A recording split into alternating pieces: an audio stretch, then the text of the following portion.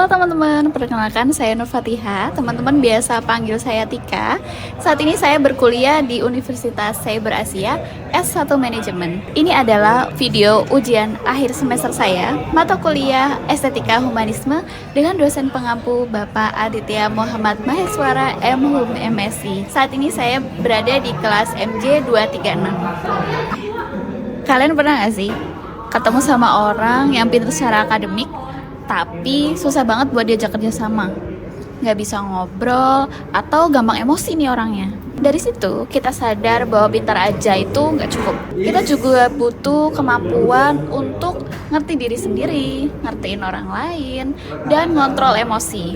Itu disebut dengan emotional intelligence. EQ bukan berarti kita nggak boleh marah atau sedih, tapi lebih gimana sih cara kita ngelola emosi biar nggak merugikan diri sendiri dan juga orang lain. Dan menariknya, hal ini juga nyambung ke materi estetika humanisme. Karena dari situ kita belajar bahwa bukan cuma memahami manusia, tapi juga menghargai dan memperlakukan manusia dengan baik. Di video ini kita akan bahas terkait emotional intelligence. Contohnya di kehidupan sehari-hari dan hubungan dengan estetika humanisme. Apa sih itu emotional intelligence? Emotional intelligence sendiri adalah kemampuan buat ngerti dan ngatur emosi, baik dari diri sendiri ataupun memahami orang lain. Misalnya nih, kita lagi scroll-scroll Instagram, terus tiba-tiba nemu komentar yang bikin banget kesel nih. Reaksi pertama mungkin kalian pengen langsung bales nih komentar tersebut. Tapi sebelum itu kita coba berhenti sebentar. Kita perlu nggak sih bales komentar itu? Karena kadang masalahnya bukan cuma di emosinya, tapi gimana kita merespon emosi tersebut. Jadi punya IQ yang baik bukan berarti kita harus selalu kalem dan nggak boleh marah. Marah, kecewa, sedih itu wajar banget ya. Yang penting adalah kita tahu apa yang kita rasain dan nggak langsung bertindak cuma karena lagi emosi. Nah, kalau menurut Daniel Goleman, IQ bisa dilihat dari beberapa kemampuan. Ada 4 kemampuan dalam IQ. Yang pertama yaitu self-awareness. Gampangnya adalah sadar sama diri sendiri. Kita tahu kita lagi ngerasa apa dan tahu kira-kira penyebabnya apa.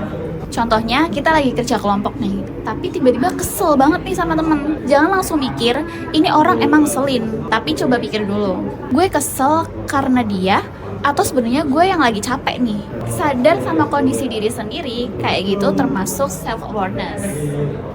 Yang kedua adalah self-management. Kalau kita tahu kita lagi emosi, selanjutnya adalah gimana cara kita ngontrolnya. Misalnya, lagi marah banget nih, daripada langsung ngomong kasar sama orang lain, ngegas, mending tarik napas dulu, tahan dulu, diem sebentar, dan pergi sampai kira-kira kita merasa lebih tenang. Bukan berarti emosinya dipendam, tapi kita kasih waktu pada diri kita sendiri supaya nggak ngambil keputusan yang salah pas lagi kepala panas-panasnya.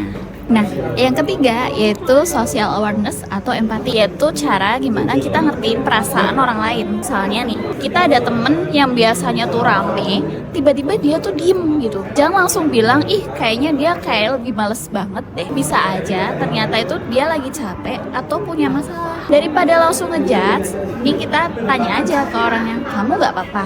Lagi ada masalah apa? Sesimpel itu sih sebenarnya. Karena kita gak benar-benar tahu apa yang sedang dialamin sama orang lain. Nah, yang keempat adalah relationship management. Kalau yang ini lebih ke menjaga hubungan sama orang lain. Contohnya nih, pas kita lagi kerja kelompok atau pas kerja, pasti ada perbedaan pendapat kan? Kita bisa aja ngotot nih, pendapatku yang paling bener. Tapi kalau punya IQ yang baik, kita bisa belajar buat dengerin pendapat orang lain terlebih dahulu, ngobrol baik-baik, dan cari jalan tengahnya, solusi yang terbaik seperti apa. Karena dalam hubungan, yang penting bukan siapa yang menang, tapi gimana caranya kita bisa menyelesaikan masalah tersebut tanpa saling menjatuhkan. Terus apa sih hubungannya sama estetika humanisme? Nah, ini nih bagian yang paling menarik nih. Kalau ngomongin humanisme, kita pasti sebenarnya lagi ngomongin terkait gimana cara menghargai manusia dan nilai-nilai kemanusiaan. Emotional intelligence di era digital.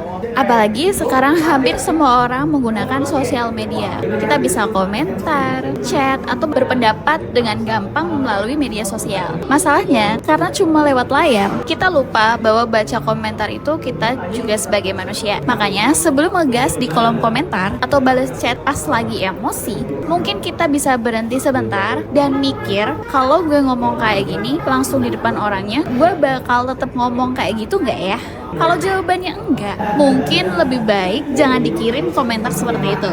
Menurut gue, ini contoh sederhana gimana emotional intelligence bisa diterapkan di kehidupan digital. Yang terakhir yaitu refleksi. Kalau dipikir-pikir, mengontrol emosi itu sebenarnya nggak gampang loh. Kita semua pasti pernah marah, salah ngomong, terlalu cepat ngejudge ke orang, atau bereaksi tanpa pikir panjang. Dan menurut gua, justru dari situ kita belajar. Punya kecerdasan emosional bukan berarti kita harus jadi manusia yang selalu tenang dan gak pernah salah. Tapi kita belajar lebih kenal sama diri sendiri, lebih ngertiin orang lain, dan lebih berhati-hati dalam merespon sesuatu.